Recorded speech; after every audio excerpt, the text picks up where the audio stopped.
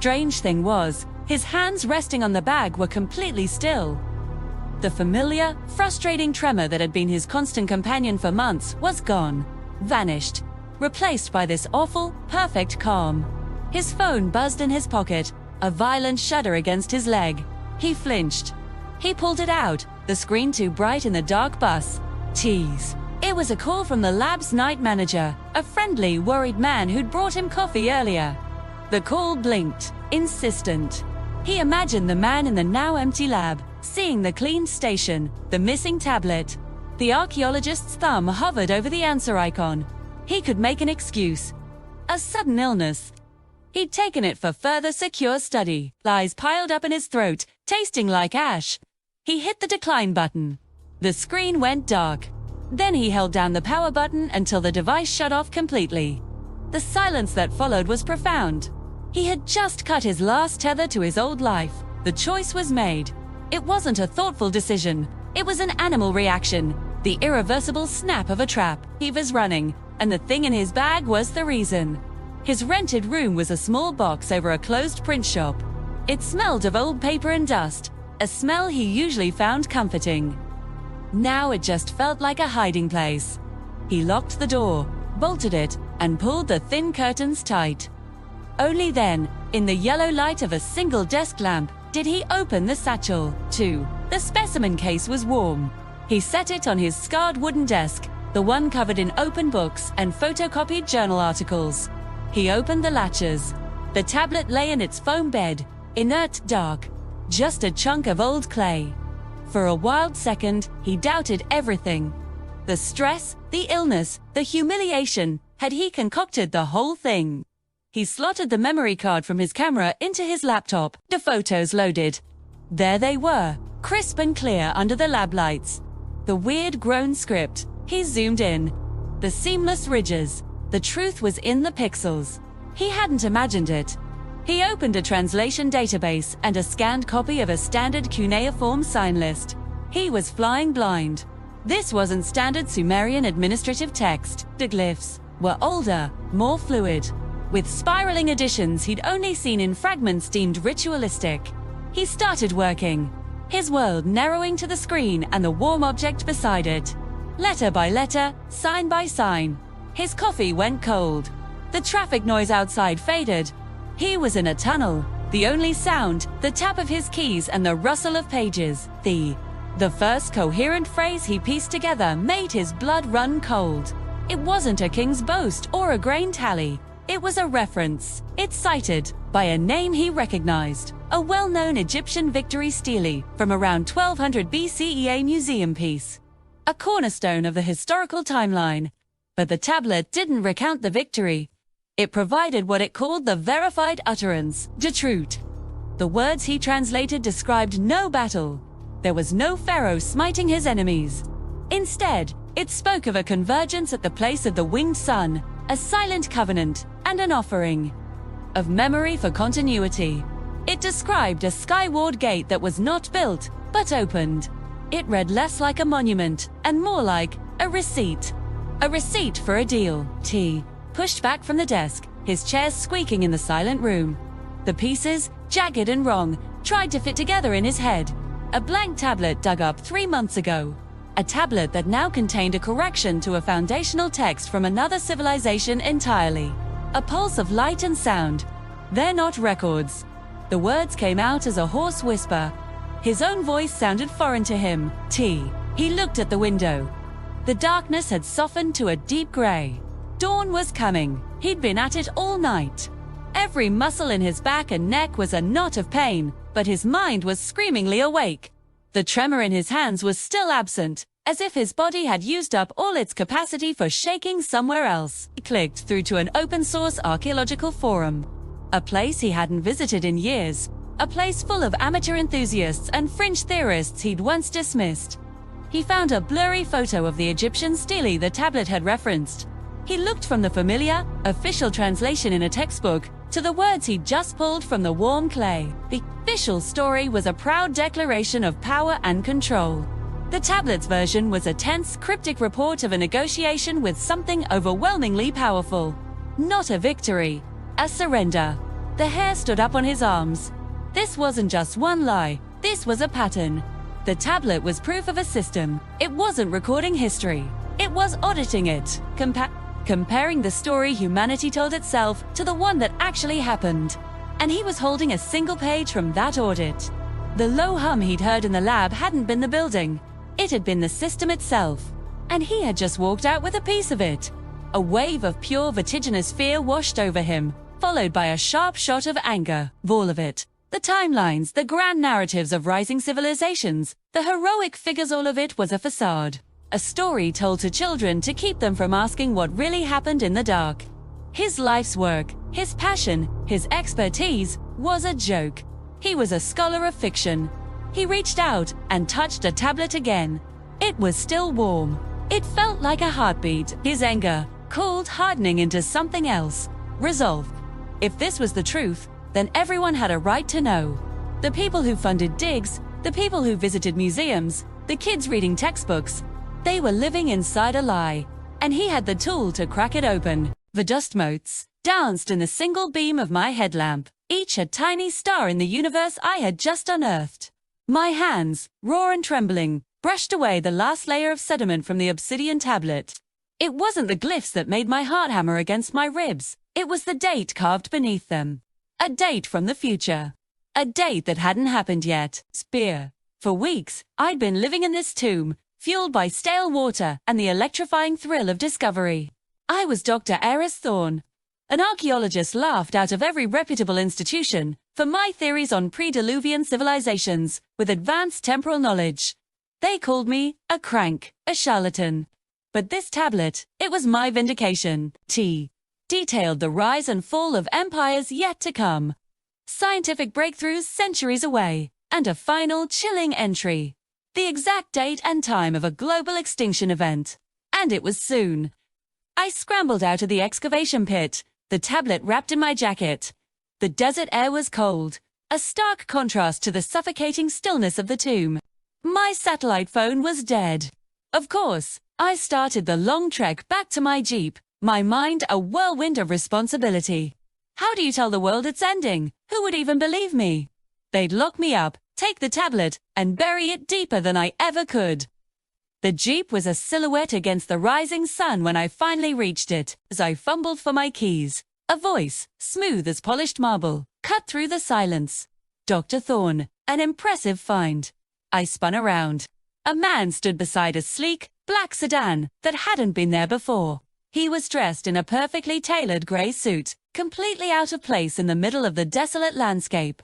There was an unnerving stillness about him, a predatory calm. Who are you? Samoa. How did you find me? I clutched a tablet tighter. Let's just say we monitor for certain anomalies, he said, taking a slow step forward. My name is irrelevant. Think of me as a compliance officer. Compliance with what? My voice was a harsh croak. With the natural, established order of things. With the proper flow of time. His eyes, the color of a winter sky, flickered to the bundle in my arms. You've found something that doesn't belong in this era. Doctor, something that could cause unimaginable panic. Chaos. It disrupts the narrative. The narrative, people have a right to know. We could prepare. We could try to stop it. A thin smile touched his lips, but it didn't reach his eyes. Tope is a more dangerous contagion than any plague. Dr. It inspires unpredictable behavior. Defiance. We prefer a smoother transition. My blood ran cold. What are you saying? I'm saying, he continued, his tone becoming dangerously soft, that your discovery ends here, with you. The world will continue on its designated path, blissfully unaware. Vignance, as they say, is a form of bliss, a very stable, very manageable form. He opened his hand. Nestled in his palm was a small, elegant syringe, filled with a clear liquid. This is painless. You'll simply go to sleep. A quiet end for a man who made too much noise. A footnote in a history that will never be written. My mind raced. The Jeep, the keys were in my hand. He was between me and the driver's side door. The desert stretched for miles in every direction. There was nowhere to run. You can't do this, I whispered, a desperate plea. Oh, but I can, the compliance officer said, his voice laced with a final, chilling authority. It's my job. We've done it 1,000 times before. We clean up history's little mistakes, profit the prophets, the seers, the inconvenient geniuses. You're just the latest. He took another step. The syringe glinted in the morning sun. I looked from his dead eyes to the ancient tablet in my arms. A message from the future. A warning for a world that would never receive it. My discovery wasn't a vindication. It was a death sentence. And my executioner stood before me, offering a quiet, compliant end. But as he lunged, I knew one thing. I wouldn't be quiet. The year is 2042. Dr. Eris Thorne, a maverick archaeologist, had spent his life chasing whispers and shadows in the footnotes of history. He believed conventional history was a lie, a carefully constructed narrative to hide a terrifying truth. His colleagues called him a crank, a dreamer chasing ghosts. They were about to be proven wrong in the most catastrophic way possible. His obsession led him to the desolate, windswept plains of Patagonia. An anonymous tip, a cryptic set of coordinates, pointed to a location far from any known historical site. For weeks, his team dug through layers of sediment, finding nothing. His funding was drying up, his reputation hanging by a thread. Then, one day, a shovel struck something that wasn't rock, it was metal. Not just any metal, but a composite alloy that defied all known earthly manufacturing. It was a hatch, buried for millennia, yet pristine. With a groan of ancient mechanisms, the team heaved it open, revealing a staircase descending into absolute darkness. Eris's flashlight beam cutting through the gloom was the first to go down. The air was cold, sterile, and hummed with a low, almost imperceptible energy.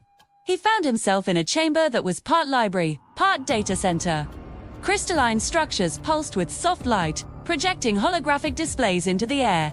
The language was alien, a complex matrix of geometric symbols, but the images were universal. He saw stars, galaxies, and starships of impossible scale. Saw a cosmic war, entire planets turned to ash, and then he saw Earth. Not as a homeworld, but as a destination. The holograms showed a fleet of refugee ships, battered and broken, arriving in our solar system. They weren't invaders, they were survivors. They seeded the planet, guiding the evolution of a primitive species to become their inheritors. Us, humanity. But there was a darker side to the story. Devor.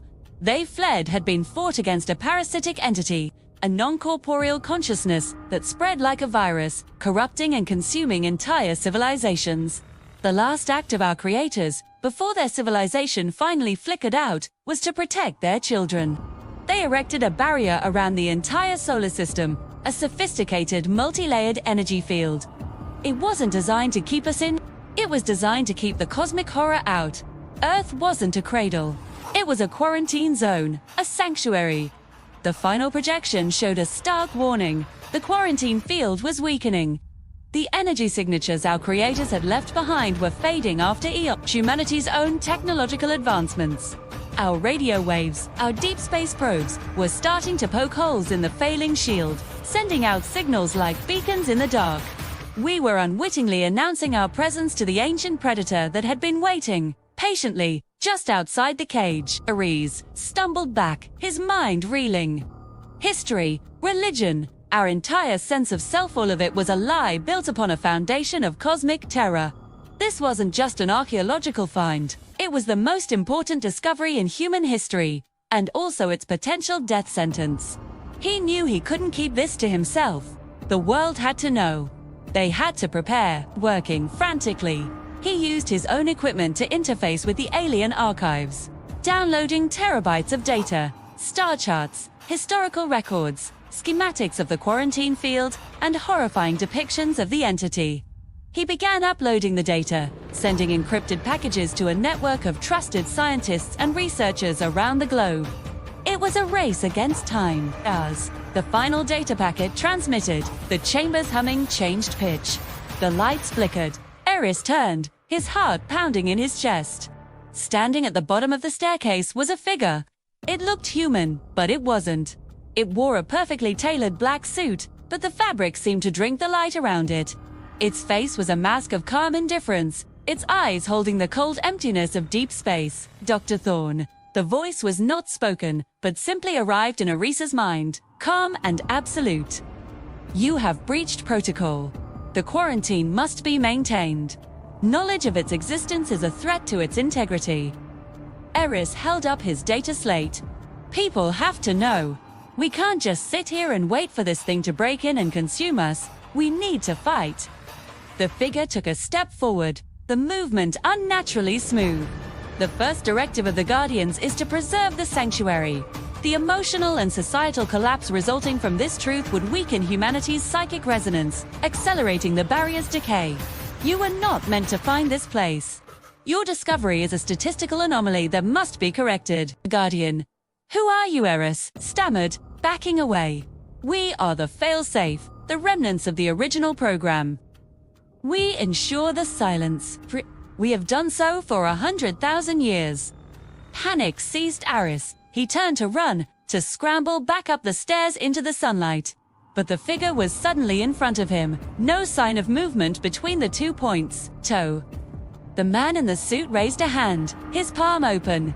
It glowed with a soft white light. Your sacrifice will be remembered as a tragic excavation accident. The thought voice echoed in his skull, devoid of malice or emotion. The data you sent will be intercepted and scrubbed. The lie will hold. The sanctuary will be preserved. It is the only way. Ares opened his mouth to scream, but only a brilliant, silent white light filled the ancient chamber. Above, on the Patagonian plains, his team saw a blinding flash from the entrance of the dig site, followed by a low rumble as the earth shifted. The entrance caved in, burying the staircase and its secrets under 1,000,000 tons of rock and soil. Across the world, a dozen top scientists received corrupted data files, their computers crashing from what their IT departments would later call a uniquely aggressive and untraceable virus. The files were lost. The mystery of Dr. Eris Thorne's disappearance would become another ghost story. Another footnote for future archaeologists to chase. Now, outside the invisible walls of our solar system, an ancient darkness continued to wait, listening to the faint, tantalizing signals from the prize within. The silence was preserved.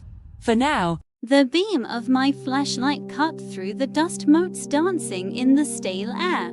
My heart hammered against my ribs, a frantic drumbeat in the oppressive silence of the tomb. Before me, on a stone pedestal, sat the artifact.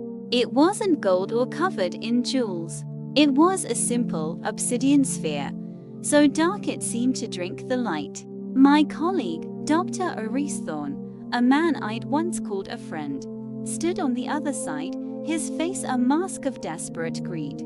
"Don't be a fool, Elias," he hissed, his voice tight. "This is everything we've worked for. Power beyond imagining. This is a lock, Eris, not a key."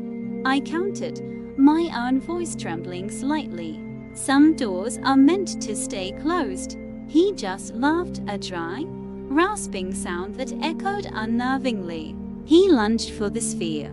I moved to intercept him, but it was too late. His fingers brushed its impossibly smooth surface. For a moment, nothing happened. The silence stretched, taut and agonizing. Then, a low hum started, a vibration that seemed to emanate from the very stone beneath our feet. It wasn't just a sound, it was a feeling.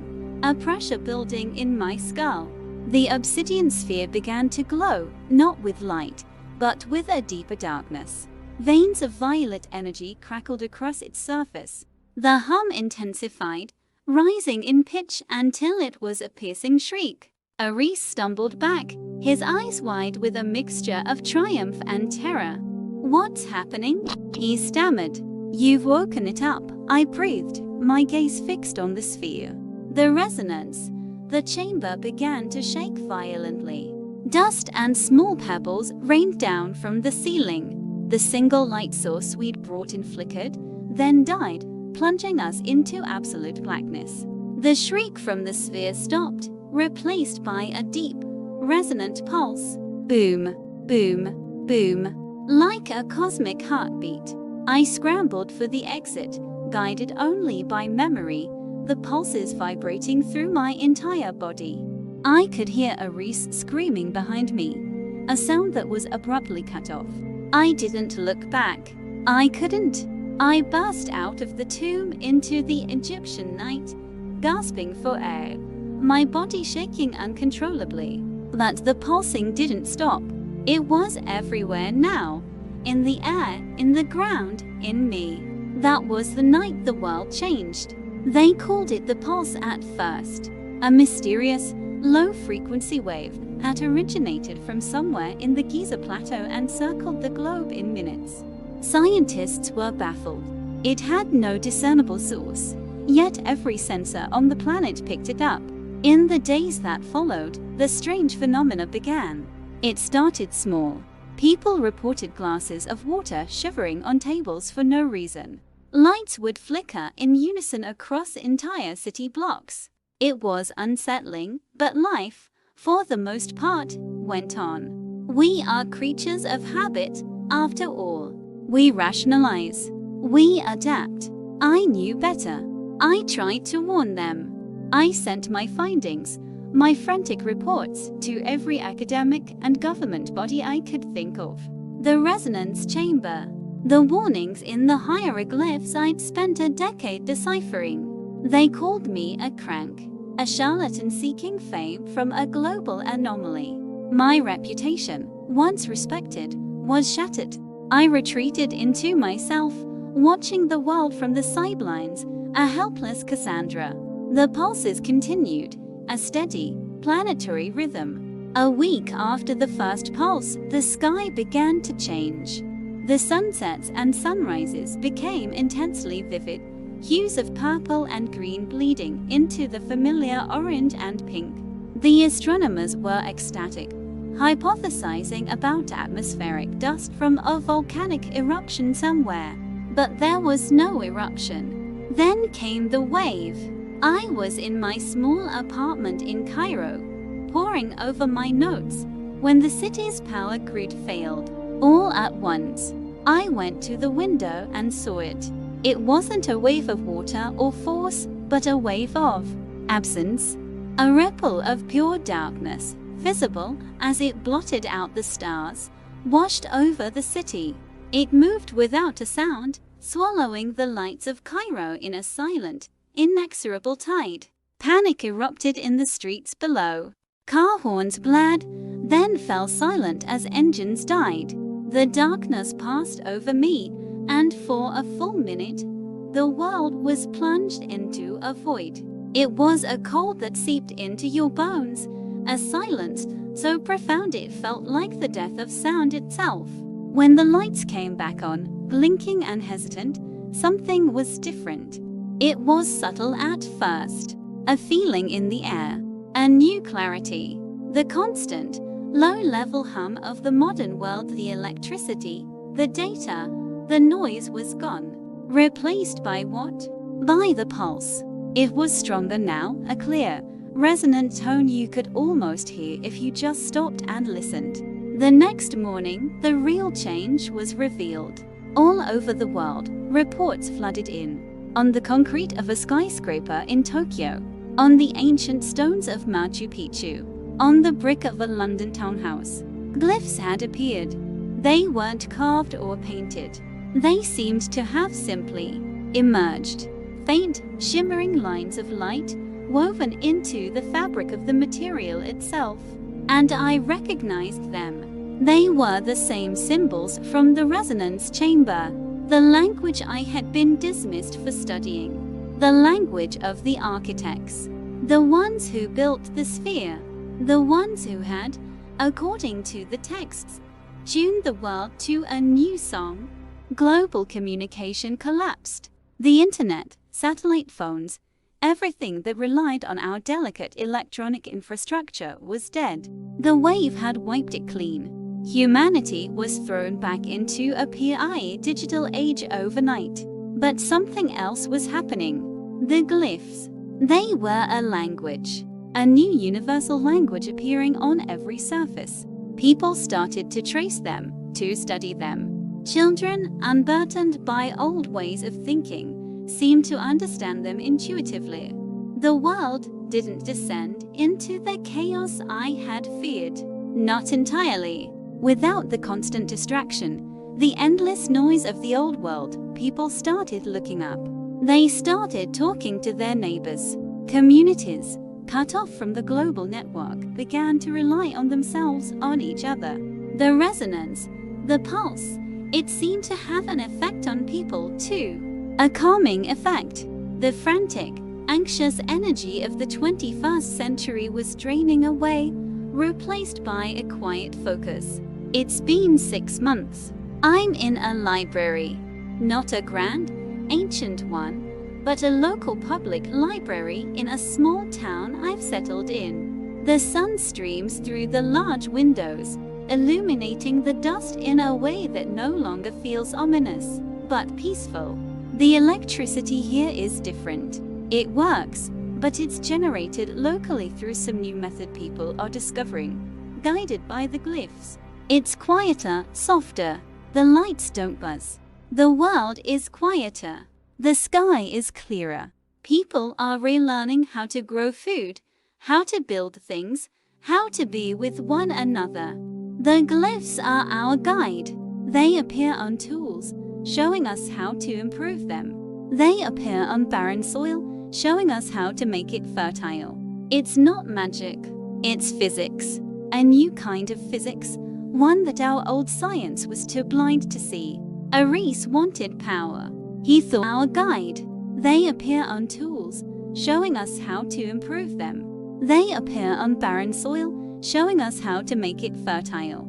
It's not magic, it's physics. A new kind of physics, one that our old science was too blind to see. Ares wanted power.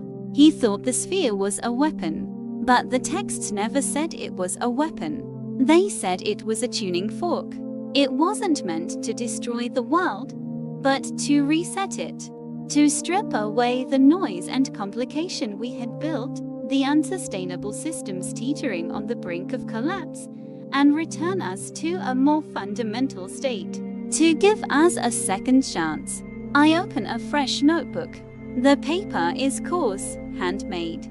My pen is a simple fountain pen. Outside, I can hear the sound of children laughing and the gentle rhythm of a hammer on wood. The pulse is still there, a gentle, steady beat. The heartbeat of a world reborn. My name is Elias Vance. I was an archaeologist. Now I'm not sure what I am. A historian of a world that no longer exists. A student of a new one. I put my pen to the paper. The first glyphs I draw are not the complex equations of the architects, but the simple ones. The ones for beginning and for hope. A new era is dawning, and I will be here to chronicle it. Thank you for watching. If this story resonated with you, consider subscribing for more journeys into the worlds of what if. Stay curious.